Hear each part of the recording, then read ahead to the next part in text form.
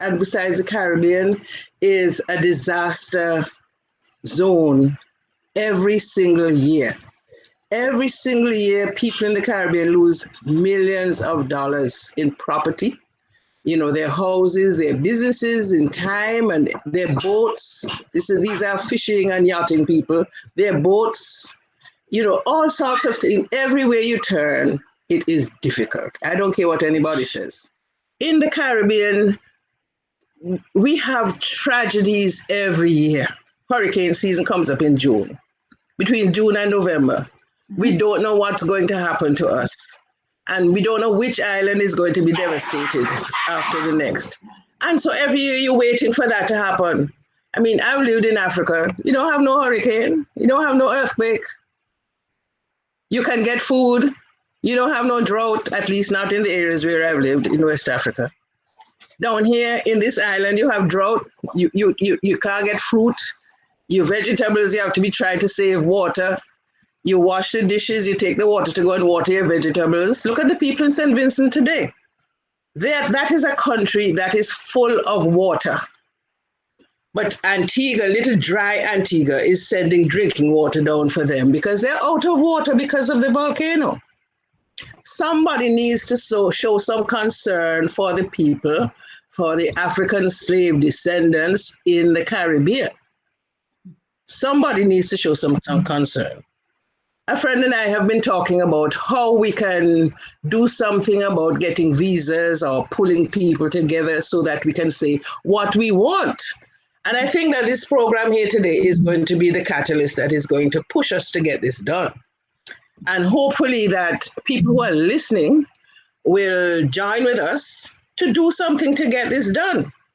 Dr. Arikana spoke once on your program to say that if we want to get our visas, we have to write to the president of Kenya because he's a chairperson in the African Union having to do with diaspora. We have to try every single angle that we can because it will sound funny to some people. Why do we stay here? It is not good for us. It's like the Americans. Why do they stay there? It's not good for them. But because we don't know, because the Africans themselves haven't told us that Africa can be good for us. We think that we are not wanted because that's what we've been told. Africans don't want you because you're all a mongrel, you're mixed up with all kinds of people. Can we help for that? We still have African blood in us. We're still Africans and we look on ourselves as Africans. But that thing has been drummed into our head so much that some people do believe it. It's a miseducation that has kept us in a state of just fear. I know that this program is going to stir up some people who look at what we're speaking about as a very controversial subject, but it's good. Controversy is good if it's going to bring about some sort of change that is for the better. Mm-hmm. And so hopefully that will happen. Susan, thank you for bringing this topic on. I was very happy when I saw it today. And the gentleman wrote me and said, great topic.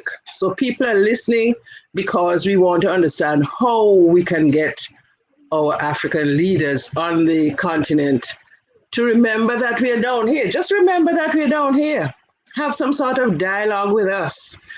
Understand how we feel and what we want. Because when you come here, you realize that everything is false. Everything's been, made up about who we are as people and what this place is about. I mean, so the images that we see in the diaspora are of starving people, with kids, disasters of some kind, it's never a positive image. This world is all about branding and marketing. The number one branders in the universe is the United States. They made United States seem like it's the best place in the world to be. It's the land of the free, home of the brave. Alone, there's more people dying in Chicago than there was in the war in Iraq. But you would never see that. There's a lot of things that's happening in the U.S. that you would never see because they choose to show you what they want. It is called soft power. You cannot measure it, you cannot put a finger on it, but you can exert it. It's a term coined by American scientist Joseph Nye, and a concept mastered by the Americans. Soft power, you could say, is the ability to get what you want through attraction rather than coercion. So what does America want?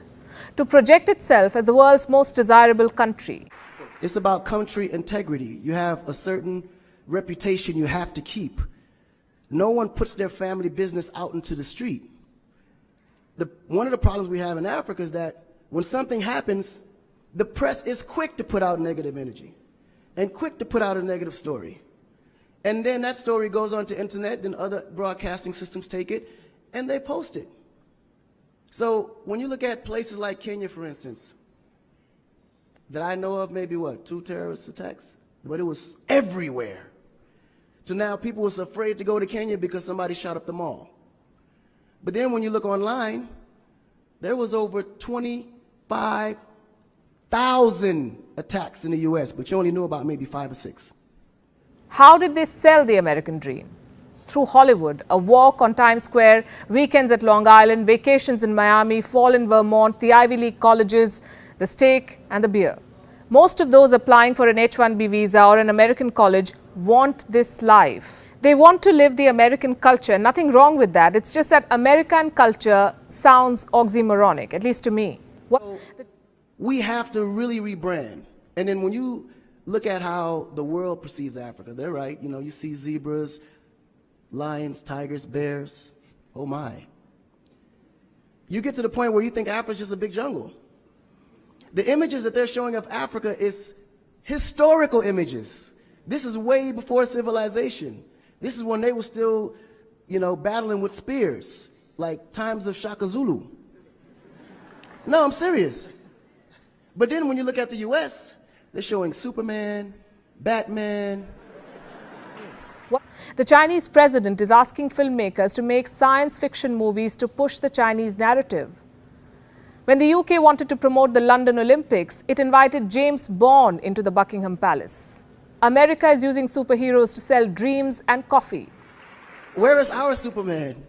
Where is our, like, Shaka Zulu should be a superhero today. Really. So we have to tell our own stories. I mean, even Jesus is white. And you believe it. But it's okay, because how you were framed, if you taught something from the day you were born, and your mother taught you that, your father taught you that, it's real. You never look at your mom and your dad as liars. But their mother and father taught them the same thing, because that's the kind of history that's put out for them to believe. Our history books in the US is all white American history, culture that's been borrowed from other nations. But Africa have to teach the same history of our ancestors, the great things that they have accomplished. You know? And it's going to be the jobs of directors like yourself, filmmakers like yourself, to narrate that story. How do we want to be perceived? How do we want that story to be narrated to the rest of the world? This younger generation, we kind of figured it out. Because now, when you look at hip-hop in America, every rapper is rich. Gold chains, Bentleys, nice girls by the pool with bathing suits in this big mansion. And then, when the video's over, they get on their phone and call an Uber. They don't even come in the Bentley that you just saw in the TV. But you go to Nigeria, we got Wizkid, Davido, P-Square, all these guys driving a Bentley, Mercedes. They actually own those cars. That's the difference. But if we don't translate that, they will never know. They think we're going to leave the shoot and go home on a horse or a zebra. Because that's what they know. This is why African Americans are so afraid of Africa. You mention Africa, they start shaking. There's so much fear. Be careful of the soft bigotry of low expectations. And I'm afraid to say that where Africa is concerned, we as a global community have approached the situation in Africa with that of low expectations. Low expectations of what Africans can do, but low expectations also about the African continent in general. The fact of the matter is, we know that there is not a single country on earth today, anywhere, in North America, South America, Asia, Europe, anywhere on earth that has achieved long-term economic growth and has meaningfully reduced poverty by relying on aid. And yet, we continue to push an agenda of aid onto the African continent. So how does the West ensure that the free aid keeps coming? By systematically destabilizing the wealthiest African nations and their systems, and all that backed by huge PR campaigns, leaving the entire world under the impression that Africa is poor and dying and merely surviving on the mercy of the West. Well done, Oxfam, UNICEF, Red Cross, Life Aid, and all the other organizations that continuously run multi-million-dollar advertisement campaigns depicting charity porn to sustain that image of Africa globally. Ad campaigns paid for by innocent people under the impression to help with their donations. While one hand gives under the flashing lights of cameras, the other takes in the shadows. Africa historically, sub-Saharan Africa, has been fundamental to the global prosperity of the advanced countries. Okay? And Africa had a role to play. It has a role as a raw material producer. We all know the dollar is worthless, while the euro is merely charged with German intellect and technology, and maybe some Italian pasta. How can one expect donations from nations that have so little? It's super sweet of you to come with your colored paper in exchange for our gold and diamonds. But instead, you should come empty-handed, filled with integrity and honor. We want to share with you our wealth and invite you to share with us. The perception is that a healthy and striving Africa would not disperse its resources as freely and cheaply, which is logical. Of course, it would instead sell its resources at world market prices, which in turn would destabilize and weaken Western economies, established on the post-colonial free meal system. I know for sure we're worth way more than what people look at us to be, because their idea and their goal is to keep us to think that we're nothing so they can continue to be something. Without Africans, the world won't exist. Without Africa itself, economy won't even exist.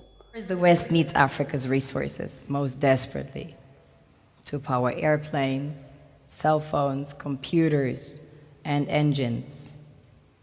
And the gold and diamonds, of course, a status symbol to determine their powers by their core and to give value to their currencies.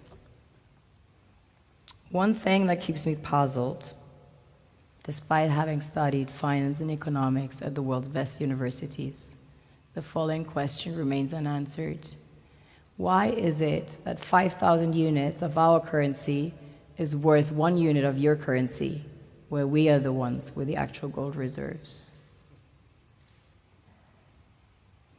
It's quite evident that the aid is in fact not coming from the West to Africa, but from Africa to the Western world.